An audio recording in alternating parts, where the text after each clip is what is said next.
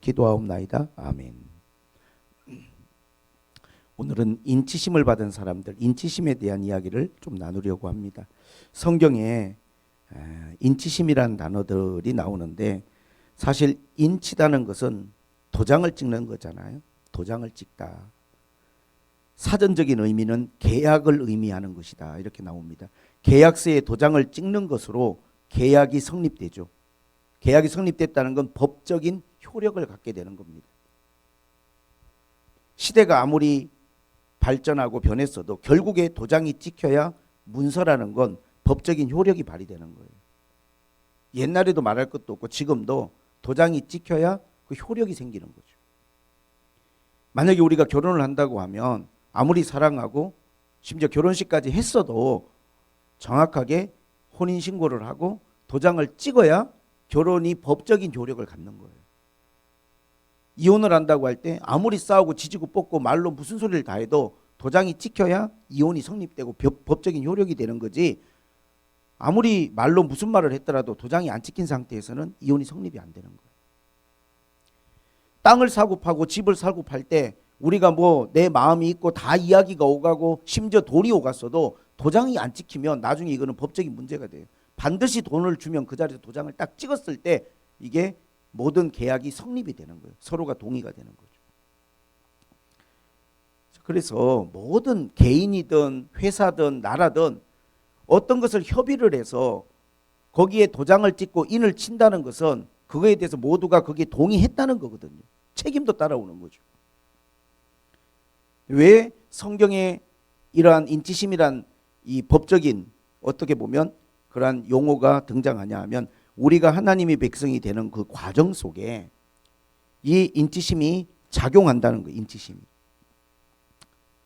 하나님과의 인간과의 이 관계라고 하는 것은요, 사실은 그렇게 단순하고 쉬운 관계가 아니에요. 제가 한번 생각을 해보면 만약에 하나님과 우리의 관계를 사랑이라고 표현을 한다면 이게 격차가 너무 커서 하나님의 사랑은 우주와 같은데 우리의 사랑은 좁쌀만 하거든요. 사실은 솔직히 말하면 하나님과 우리가 사랑으로 거래를 하기가 너무 힘들어요. 비교가 안 되니까. 주님은 십자가 위에서 우리를 위해서 죽어주셨는데 사실 우리가 주님을 사랑한다고 하지만 얼마만큼의 사랑을 주님께 드릴 수 있을까요? 그래서 어떤 의미에서 순교라고 하는 것은 우리가 주님을 사랑한다는 걸 표현할 수 있는 마지막 내 믿음의 또 사랑의 표현인 것 같아요. 만약에 하나님과 우리 관계를 어떠한 믿음의 관계로 우리가 만약에 설명을 하려고 하면 설명이 안 되는 게 하나님은 신실하신 분이에요.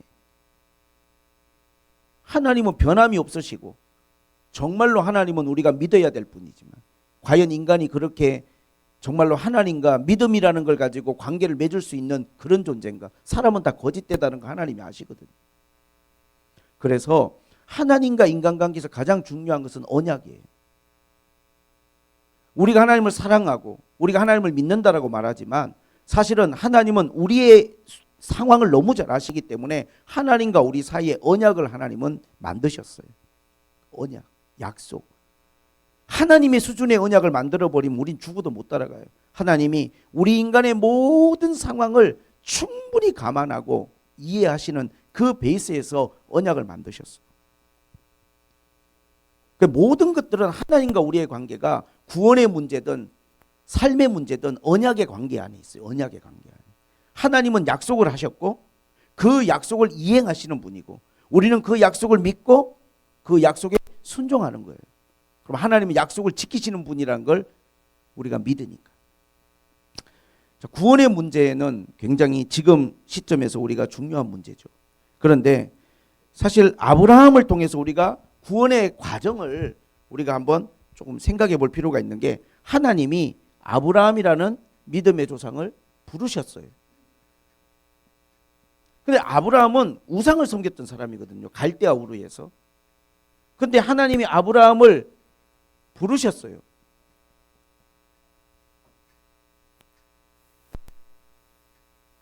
하나님의 특별한 뭐라고 할까? 은혜라고 할 수 있죠. 선택이죠.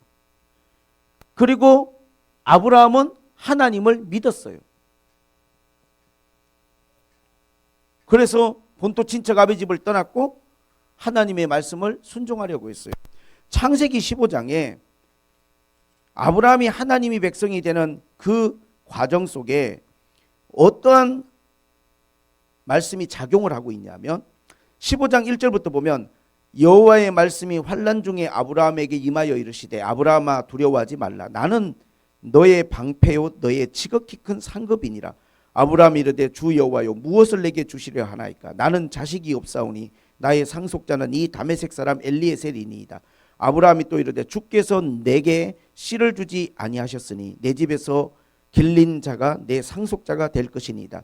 여호와의 말씀이 그에게 임하여 이르시되 그 사람이 네 상속자가 아니라 네 몸에서 날 자가 내 상속자가 되리라 하시고 그를 이끌고 밖으로 나가 이르시되 하늘을 우러러 무뼈를 셀 수 있나 보라.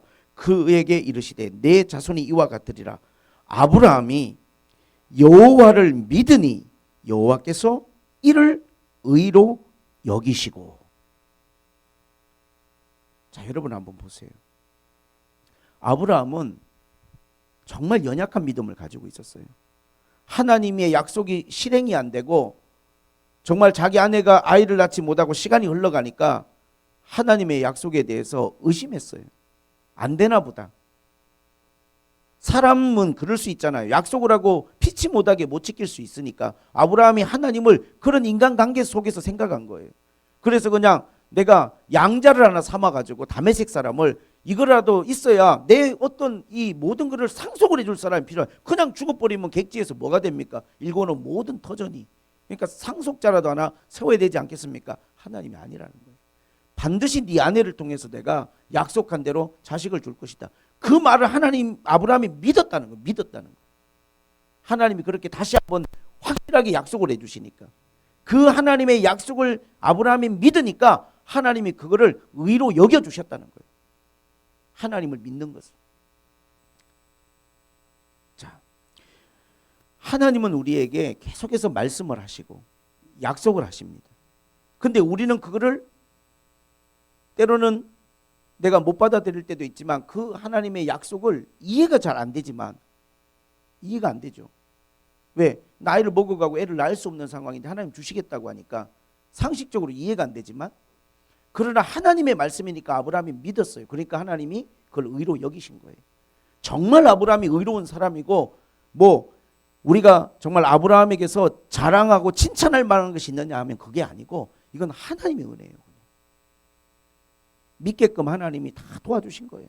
아브라함이 그래서 믿으니까 그걸 또 하나님이 의로 여겨주시는 거예요. 자, 그런데 이 15장 이야기 이후에 17장에 보면 어떤 말씀이 있냐면 9절 10절에 보니까 하나님이 아브라함에게 이르시되 그런즉 너는 내 언약을 지키고 내 후손도 대대로 지키라. 너희 중 남자는 다 할례를 받으라. 이것이 너와 너희의 후손 사이에 나와 너희와 너희 후손 사이에 지킬 내 언약이니라. 너희는 표피를 배워라. 이것이 나와 너희 사이의 언약의 표징이니라. 대대로 지킬 언약이니라. 여기서 뭐가 나오냐 하면 인치심이 나와요. 믿음으로 의롭게 되었고 이제 아브라함에게 인치심 통해서 우리가 하나님의 백성이 된다 그랬어요. 너는 나의 백성이고 나와 너와 너 자손 사이에 이게 백성이 되는 언약이다. 그게 뭐냐? 할례라는 거죠. 왜 이게 인치심이냐 하면요. 제가 개인적으로 덧붙이는 이야기가 아니라 로마서 4장에서 사도 바울이 아브라함이 어떻게 하나님 앞에 믿음의 조상이 되었는지를 로마서 4장에서 우리에게 설명해 주고 있어요. 어떻게 설명하고 있습니까? 로마서 4장을 보면 아브라함은 그렇게 이야기합니다.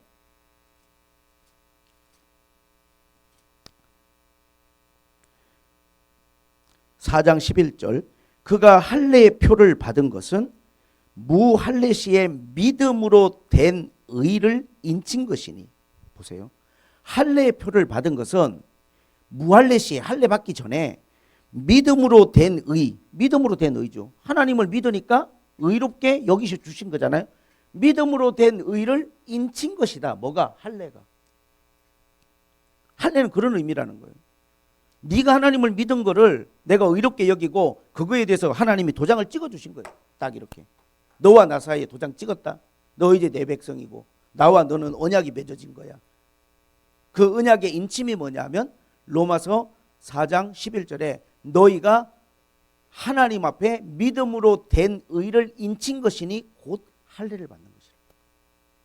그래서 이스라엘 백성들에게 있어서 할례는 하나님의 백성이 되는 과정 속에 반드시 이스라엘 백성들이 순종해야 될 말씀이었어요. 이게 아브라함의 예입니다. 자, 그런데 오늘 우리 교회, 나와 여러분 우리 교회에 하나님 앞에 구원은 어떻게 될까요? 아브라함은 하나님의 백성이 되는 과정이 이런 과정인데 오늘 우리가 하나님 자녀가 되는 과정도 똑같아요. 하나님 우리를 부르셔요. 먼저 우리를 부르십니다. 그래서 우리가 뭐가 되냐면 교회가 된 거예요. 교회는 하나님이 불러내신, 세상으로부터 불러낸 사람들, 에클레시아잖아요.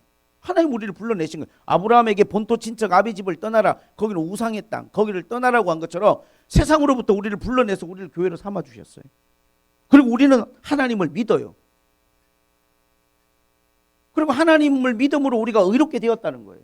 이 의라는 것이 로마서와 갈라디아서에 믿음으로 의롭게 되었다는 이야기가 나와 있는 거예요. 믿음으로 의롭게 된 거예요. 우리가 하나님을 믿음으로 의롭게 여기시는 거예요. 하나님이. 우리가 하나님을 믿으니까. 이거는 아브라함만 위한 게 아니라 그랬어요. 4장, 로마서 4장에. 모든 믿는 자들을 위한 거예요.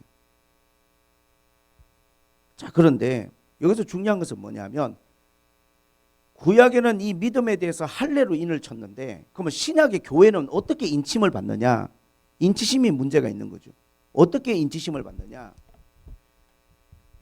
그래서 사도 바울은 이제 더 이상 우리는 할례를 통해서 인침을 받는 게 아니라는 걸 계속 강조하는 거예요. 어떻게 받느냐? 예수 그리스도를 통해서 인치심을 받는데 우리는 두 가지의 인치심이 있어요. 그 중에 하나가 뭐냐면 첫 번째가 바로 물침례예요. 여러분 침례를 왜 받습니까? 여러분의 믿음을 인치는 거예요. 하나님과 여러분 사이에 언약이 맺어지는 거예요. 골로새서에 보면 2장에 사도 바울이 골로새 교인들에게 분명히 그런 이야기를 주십니다. 2장에 11절에 보면 그 안에서 너희가 손으로 하지 아니한 할례를 받았다는 거예요. 분명히 우리가 할례는 영원한 하나님과의 언약이거든요. 그러나 이제 예수님이 오시면서 손으로 하지 아니한 할례를 받았으니 그러면 손으로 하지 않는 할례는 뭐냐? 구약의 할례는 손으로 하는 거잖아요. 표피를 떼어내는 거잖아요. 남자 어린아이 때 성기에서 표피를 떼어내는 거거든요. 그런데 손으로 하지 않는 할례는 뭐냐? 육의 몸을 벗는 것이요 그리스도의 할례라는 거예요. 그리스도의 할례. 이건 아브라함의 할례가 아니고 예수님의 할례예요. 그러면서 12절에 너희가 세례로 그리스도와 함께 장사되고 죽은 자들 가운데 일으키심 하나님의 역사로 말미암아 그 안에서 함께 일으키심을 받았느니라. 우리가 세례를 받는 것은 뭐냐면 너가 하나님 믿는 것에 대해서 할례를 베푸는 구약의 할례처럼 신약에 인침을 주는 거예요. 그래서 예수님이 제자들에게 복음서를 기록하게 하실 때 마가는 뭐라고 기록했냐면 마가복음 16장 15절에 너희는 온 천하에 다니며 만민에게 복음을 전파하라. 그 다음에 뭐라고 했습니까? 믿고 세례를 받는 사람은 구원을 받을 것이요. 마가복음 16장 16절에 믿고 침례를 받는 사람은 구원을 받는다. 이런 이야기가 왜 나오냐 하면 이 아브라함을 하나님 부르셔서 믿음을 인치는 이 과정하고 똑같은 거예요. 우리가 하나님을 믿고 침례를 받는다는 건 뭐냐면 인침을 받는 거예요. 그러면 구원을 받을 수 있다는 거예요. 마태는 어떻게 기록했냐 하면 모든 족속으로 제자를 삼고 침례를 베풀라는 거예요. 제자가 됐냐? 그러면 인을 쳐주는 거예요. 제자라고 하는 인을. 세례라고 하는 것은 그것에 대한 도장을 찍어주는 의미, 도장을 찍어주는 의미. 자, 오늘 근데 제가 좀 더 포커스를 맞추는 것은 성령의 인치심입니다. 침례 요한이 그랬잖아요. 막 침례를 베풀 때 회개 침례를 요한이 뭐라고 말했냐면 나는 물로 침례를 주지만 내 뒤에 오시는 분은 나보다 능력이 많으신 분이라 그분은 불과 성령으로 너희에게 세례를 주시리라. 여러분, 물 침례라는 것은 뭐냐면 하나님이 세운 교회에서 사람이 사람에게 주는 거예요. 사람이 사람에게. 사람이 인치는 거죠, 이건. 하나님의 약속에 따라. 그러나 성령의 인치심은 뭐냐면 하나님이 직접 도장을 찍어버리시는 거예요. 하나님이 직접. 오늘 본문의 에베소서 1장에 그런 이야기가 이제 나와 있는 거죠. 에베소서 1장에 뭐라고 이야기합니까? 13절. 자, 너희도 진리의 말씀, 너희의 구원의 복음을 듣고, 자, 우리가 복음을 들었어요. 진리의 말씀을 들었어요. 그 안에서 또한 믿어. 우리가 믿었어요. 우리가 복음을 듣고 믿으니까 약속의 성령으로 인치심을 받은 거예요. 네가 하나님의 복음을 듣고 구원의 복음을 듣고 믿었느냐? 그럼 내가 약속의 성령으로 인을 쳐주마. 꿍. 하나님이 인치심을 주는 거예요. 이것은 어떤 의미가 있냐면 도장을 찍는다는 것은 우리가 성령의 인침을 받는다는 것은 너는 내 것이라 소유권의 의미가 있어요. 소유권의 의미가.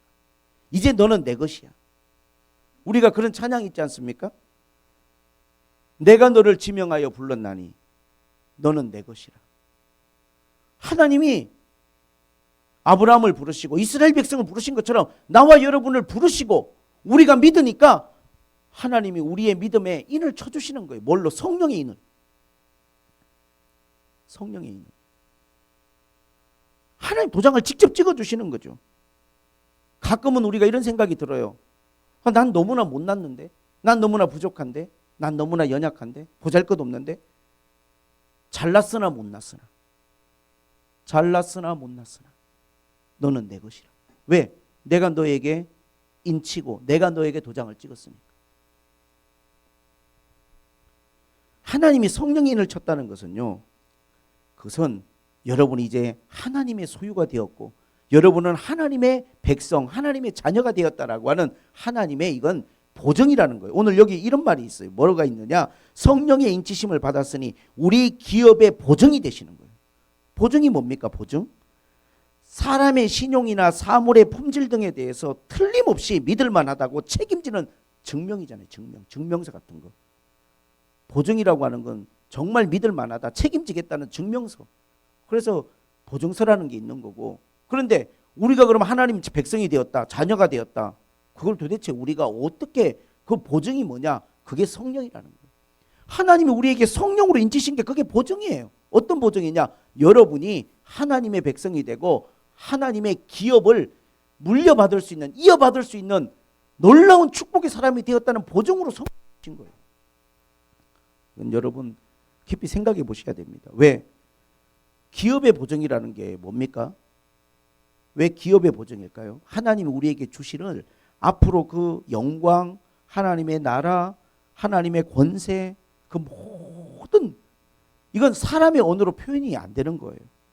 여러분이 앞으로 하나님 앞에서 받게 될 구원의 은혜와 축복, 우리가 하나님 안에서 누리게 될 것들은 이건 사람의 언어로 표현 불가한 것들. 그게 우리에게 하나님이 보증으로 주시는데 뭘 주셨느냐? 지금 우리가 이 땅에 살면서는 그걸 알 길이 없잖아요.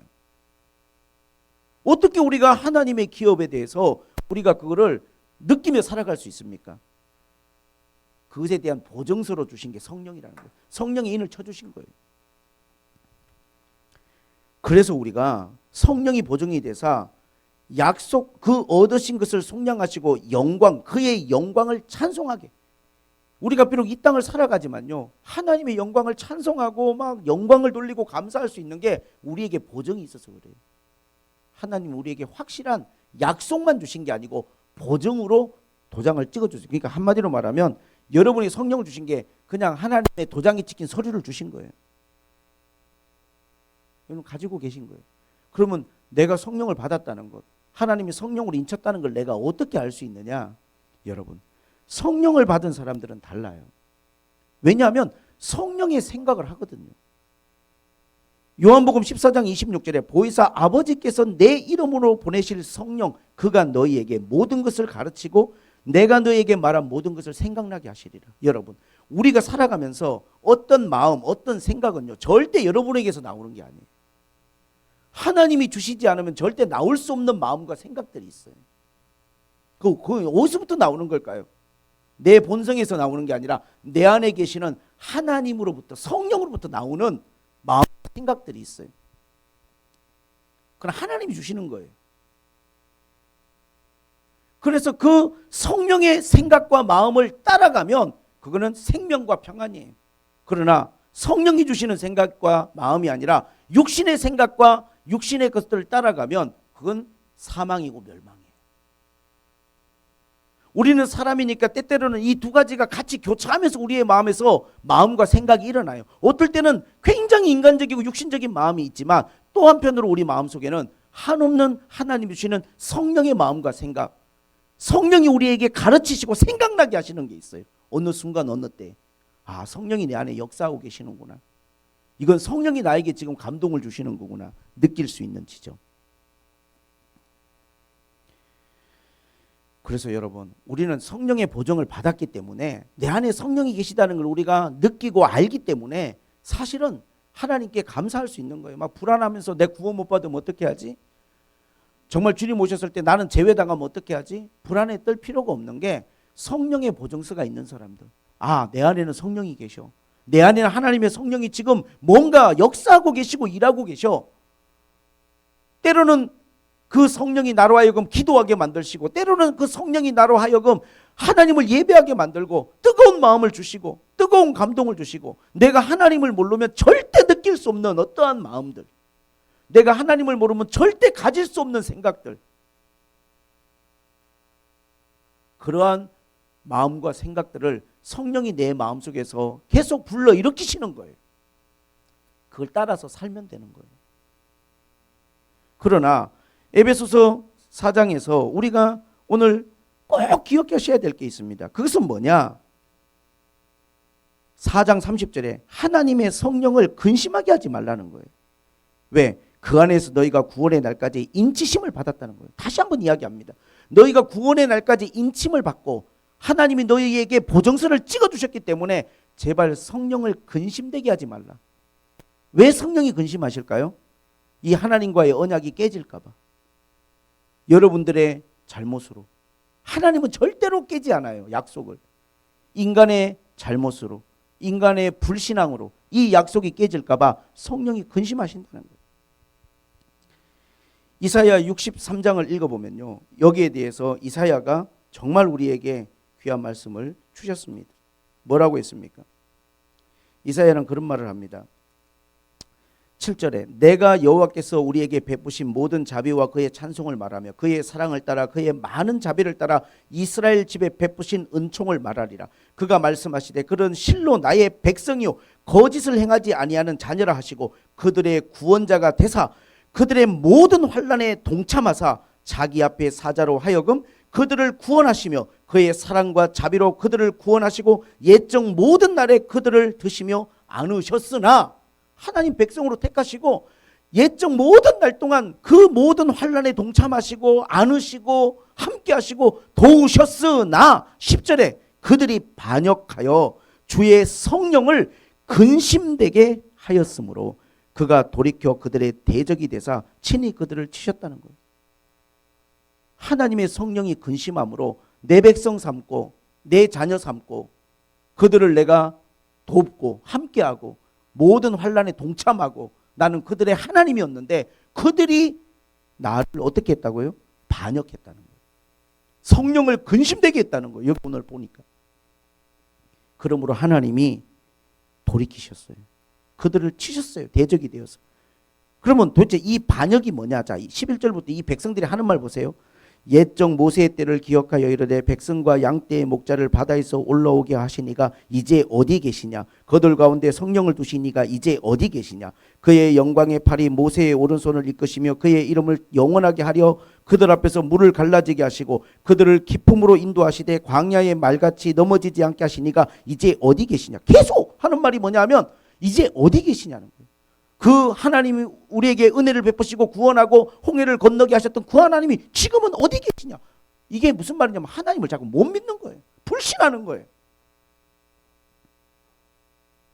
하나님은 내 백성을 삼고 그 연약한 믿음이라도 하나님은 그거를 의로 여기시고 도장을 찍어주시고 그들을 하나님의 자녀처럼 모든 환난에 동참하고 함께하고 지키시고 도우시는데 그들은 힘들 때마다 그 하나님은 지금 어디 계시냐? 그 하나님은 지금 어디 계시냐?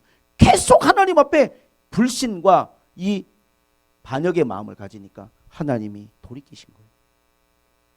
자, 오늘 에베소서에 이야기하는 게 뭡니까? 이렇게 성령의 인치심을 우리가 구원의 날까지 하나님 우리를 인치신 게 구원의 날까지 같이 가거든요. 그런데 근심하게 하지 말라는 성령을. 왜 성령이 근심합니까? 그 이유는 우리가 죄를 지으니까 그런 거예요. 자꾸 죄 가운데 빠지니까. 요한일서 3장 8절에 죄를 짓는 자마다 마귀에게 속한 자니. 아니, 구원을 받은 하나님의 백성이 계속 죄를 지으면 어떻게 됩니까? 죄를 짓는다는 것은 내가 죄를 받아들이고 수용하고 인정한다는 거잖아요. 그것은 성령이 원치 않는 거고 성령이 심히 근심하는 거거든요. 그럼 어떤 죄를 짓는다는 것이냐? 5장 4장 그 위에 읽어보면 그런즉 거짓을 버리고 각각 그 이웃과 더불어 참된 것을 말하라. 우리는 서로가 지체가 됩니다. 거짓을 버리라는 거예요. 거짓을 버리라. 자꾸만 우리가 여러분 거짓되게 살고 거짓말을 일삼고 거짓을 행하면요, 그것은 하나님의 약속, 하나님의 언약 안에 있는 사람들이 정말 하나님 앞에서 성령을 근심되게 하는 거예요. 왜? 모든 거짓말의 뿌리는, 거짓의 아비는 마귀거든요. 우리가 자꾸 거짓말을 한다는 것은 뭐냐면 마귀의 생각을 받아들이는 거예요. 수용하는 거예요. 여기에 대해서 심각하게 성경에 기록된 것이 사도행전 5장의 아나니아 삽비라 사건이에요. 성령의 감동을 받았어요. 누가 시킨 것도 아니에요. 자기 땅을 팔아서 하나님 앞에 헌신을 하는데 이게 아까운 거예요. 그래서 반절을 숨겨두고 반절만 가져갔어요. 그런데 베드로가 한 말이 뭐였어요? 사도행전 5장에서. 네가 왜 성령을 속이고 네 마음에 사단이 가득하다는 거예요. 지금 처음에는요 성령의 감동을 받던 사람이에요. 그런데 잘못된 생각을, 잘못된 마음을 마귀가 집어넣어 주니까요, 아나니아와 삽비라가 이거를 다 받아들인 거예요. 그냥. 그러니까 이 마음속에 그게 가득 차버린 거죠. 우리가 교회 공동체 안에서도 마찬가지로 우리가 거짓을 행하고 거짓을 일삼으면 안 되는 거죠. 그 성령이 근심하는 거예요. 그리고 두 번째는 뭐냐면 분을 내어도 죄를 짓지 말고 해가 지도록 분을 품지 말라고 그랬어요. 왜? 마귀가 틈을 타니까. 마귀에게 틈을 주지 말고. 분을 내는 거. 여러분 분을 내실 때 있잖아요. 근데 분을 내지 말라고 말한 건 아니니까, 분이라고 하는 게 이 사람의 마음속에 분노라고 하는 게 감정이거든요. 자연스러운 감정이에요. 화가 날 수 있는 거잖아요. 분노가 일어날 수 있어요. 그런데 뭐라고 했냐면 분을 내어도 죄는 짓지 말라는 거예요. 왜? 죄를 짓게 되면 성령이 근심하신다니까요. 여러분이 그런 식으로까지 가버리면, 자, 화가 났어. 어떻게 하실 거예요? 여러분이 삶을 살아가다가 가정에서, 교회에서, 직장에서, 여러분의 삶의 자리에서 여러분이 뭔가 마음속에 화가 올라왔을 때 이 화의 문제를 어떻게 처리하실 거냐? 화가 생기는 감정 자체를 성경에서 우리에게 문제로 삼지 않고 이 감정을 표현하는 것에 대해서 문제를 삼는 거예요. 죄를 짓지 말라는 거예요. 화를 죄로 표현하는 것은요, 표현의 방법이에요. 분노를 표출하고 과격하게 행동하고. 그 뒤에 읽어보면 그렇게 나오죠. 성령을 근심하게 하지 말라. 그 안에서 너희가 구원의 날까지 인치심을 받았느니라. 모든 악독과 노함과 분노가 떠드는 것과 비하는 것, 모든 악의를 버리라는 거예요. 자, 화가 났는데 막 소리를 막 하면서 우리가 여기 나오는 모든 것 멈추라는 거예요. 싸움을 멈추셔야 됩니다. 우리가 화가 났다고 해서 과도하게 싸우면요, 성령이 근심하셔요. 왜? 하나님의 성령은 우리가 거룩하게 살기를 바라거든요. 이 모든 말, 모든 악독, 분함, 분냄, 떠드는 것, 비방하는 것, 모든 악이 한마디로 말하면 싸움이에요. 싸움. 싸울 때 나타나는 모습들이잖아요. 분노를 싸움으로 표출하는 건 죄 짓는 거예요, 여러분. 화가 났을 때 화를 다스리는, 우리의 마음에 분노가 일어났을 때 분노를 스스로가 다스릴 수 있는 하나님 앞에 기도를 하셔야 돼요. 분노가 일어나는 걸 싸움으로 표출하면 여기 모든 행동을 다 하게 되죠.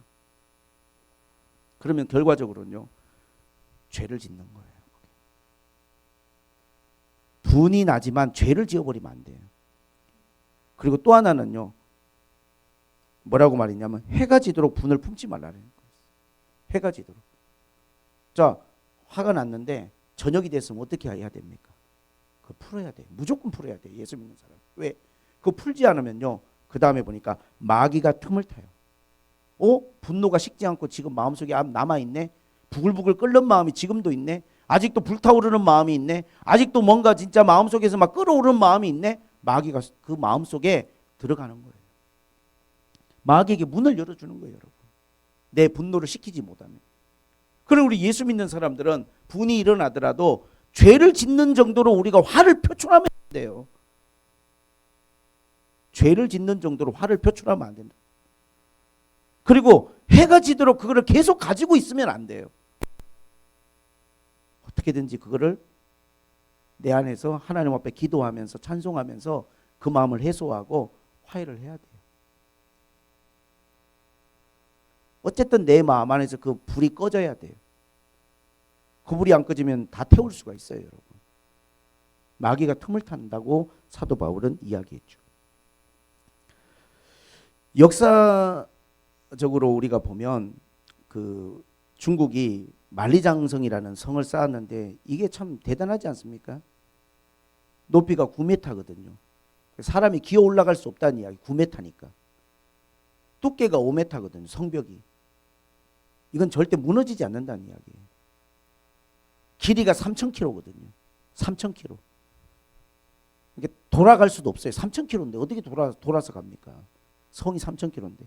북쪽에 있는 외족들, 북방 외족들을 막자고 만리장성을 그냥 중국 저 북경지에다 3,000km를 9m 높이로. 그런데 이 만리장성을 지어서 모든 외적의 침입을 막았을까요? 100년 동안 3번이나 만리장성이 뚫렸어요. 근데 한 번도 만리장성을 누가 기어 올라오거나 무너뜨려 갖고 이 만리장성이 뚫린 게 아니고 문지기들이 뇌물 받고 문을 열어줘 갖고 3번이나 뚫렸어요. 여러분, 마귀가 절대로 여러분들을 그냥 멸망으로, 하나님이 도장까지 찍어놓은 사람을, 하나님이 인친 사람을 마귀가 여러분 무조건 지옥으로 끌고 갈 수가 없어요. 절대로. 여러분 삶에 그렇게 마귀가 여러분을 공격할 수가 없어요. 근데 문제는 여러분이 안에서 문을 열어버리면 그 누구를 탓할 수가 없는 거예요. 여러분이 마음에서 문을 열어버리고 여러분이 거짓이나 분노를 여러분들이 스스로 하나님 안에서 해결하지 못하고 이걸 문을 열어버리면 마귀는 그 틈으로 들어오는 거예요. 우리 마음속에. 유다의 마음에는 사단을, 예수님을 팔 생각을 넣었잖아요.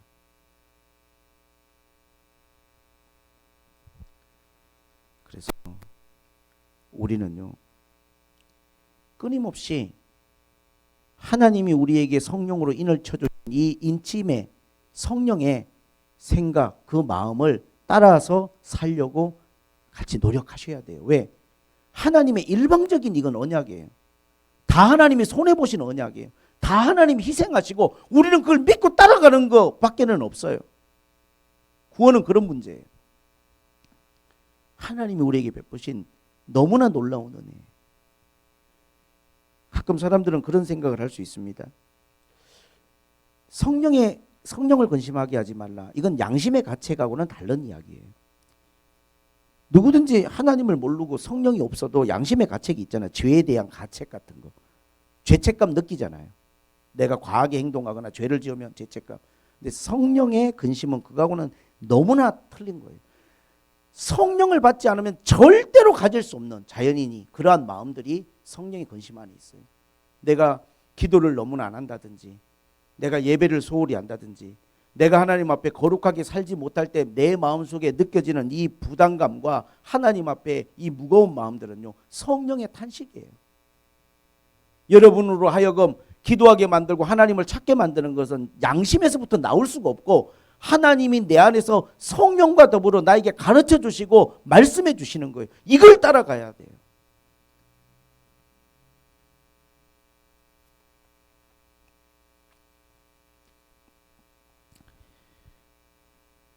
저는 지금이 마지막 때잖아요. 그럼 어떤 상황이 벌어지냐 하면 정말 사람들의 마음이, 성경은 그걸 걱정해요. 사랑이 식어지고 자꾸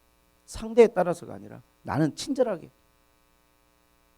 그리고 더 나아가서 불쌍히 좀 여기, 불쌍히 안쓰러운 마음을 가지고 불쌍한 마음을 좀 가져요. 긍휼의 마음을. 부족하고 연약해서 하는 상대방의 어떠한 모습 속에서 분노를 일으키지 말고 긍휼히 여기고 불쌍히 여기는 마음. 왜? 주님도 우리를 그렇게 불쌍히 여기시고 용서해 주셨으니까 너희도 좀 그렇게 하라는 거. 그러면 성령이 얼마나 기뻐하시겠어요? 와, 네가 정말 이렇게 참기가 쉽지 않고, 네가 이렇게 친절하기가 쉽지 않고, 이런 상황에서 네가 이렇게 행동하기가 쉽지 않을 텐데 참 너 대단하다. 네가 성령의 인치심을 받은 자녀로서 네 감정에 충실하고 네 기분에 따라 행동하는 게 아니라 내가 주는 마음과 생각을 네가 붙들고 살아가려고 부단히 애쓰고 노력하는구나. 하나님이 다 아시잖아요. 그런데 그런 거 필터가 안 되고 그냥 분이 일어나면 죄까지 꼭 지어버리고 안 할 말까지 하고 안 할 행동까지 하고 오늘 끝나지 않고 그 다음날 다음날 계속해서 이것이 연장선상으로 가면 우리 마음속이요 어떻게 될까요? 하나님의 성령으로 충만해야 되고 성령의 은혜 안에 있어야 될 우리의 마음이 사단이 어느 순간 우리의 마음에 밀려 들어와 가지고 내 마음을 장악하고 있어요.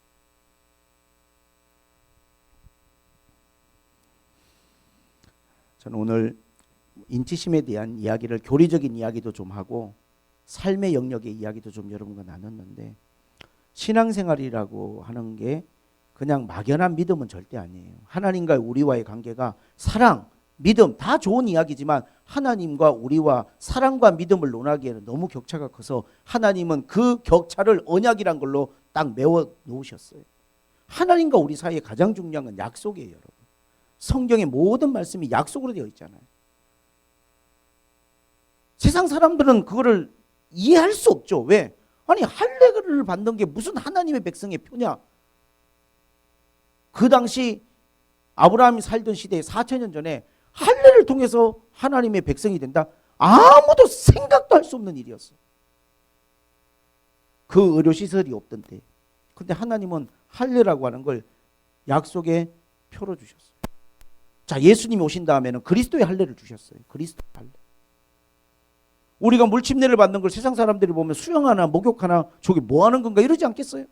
우리는 하나님의 말씀, 하나님의 약속, 물과 성령으로 거듭나지 않으면 하나님 나라에 갈 수 없다는 것은 하나님과 우리 사이의 언약이에요. 어떤 언약이냐면 인침이에요. 이게 믿는 자가 사람이 먼저 1차적으로 인을 쳐주는 거예요. 물침례를 통해서 우리는 하나님을 믿습니다. 우리는 하나님을 나의 구주로 내가 받아들이고 고백합니다. 인 쳐주는 거기에 대해서. 그 다음에 하나님이 직접 성령으로 또 인을 쳐주시는 거예요. 성령으로 인치심을 어떻게 받느냐? 우리 마음에 하나님이 성령으로 들어오셔요. 그래서 고린도전서 3장 16절에 너희 속에 하나님 성령이 계신 것과 하나님의 성령이 너희 안에 계신 것을 알지 못하느냐? 우리가 하나님의 성전이 되었다는 거예요. 우리 안에 하나님의 성령이 오심으로. 그리고 그 성령은 시시때때로 나에게 그러한 생각을 하게끔 하고 그러한 마음을 하나님 주셔요. 거기에 따라 여러분들이 순종하고 살아가면 하나님이 여러분들을 도우시고 모든 환난 날에 동참하시고 지키시고 자기 백성을, 자기 자녀를 하나님이 끝까지 도와주실 줄로 믿습니다. 할렐루야. 그렇게 나와 여러분이 인침받은, 그래서 진짜 이 기업의 보증을 받았잖아요. 성령이 우리 안에 계시니까. 그리고 하나님께 영광과 찬양. 정말 하나님 너무 감사합니다. 하나님 영광을 받으셔야 됩니다. 모든 우리의 삶이 그 방향으로 나아갈 수 있기를 주님의 이름으로 축복을 드립니다. 기도하겠습니다. 하나님 아버지, 우리는 인침을 받은 사람들, 우리의 연약한 믿음에 하나님이 성령으로 인을 쳐주시니 뭐라 감사해야 될지, 우리의 믿음이 완전치 못하고 아브라함이 그랬던 것처럼 우리도 흔들리고 연약한 믿음이지만 그걸 의로 여겨주시고 성령의 인을 쳐주셔서 자녀 삼아주시고 백성 삼아주시고 영원히 우리와 함께 하시겠다고 약속해 주셨으니 이제는 성령을 근심되게 하지 말고 우리가 거짓을 입삼지 않고 분노로 죄를 짓지 않고 정말로 친절하게 행하고 불쌍히 여기고 용서하면서 성령이 원하는 방향으로 저희들이 살아갈 수 있도록 이 마지막 때 저희들을 지켜주옵소서. 예수님의 이름으로 기도하옵소서.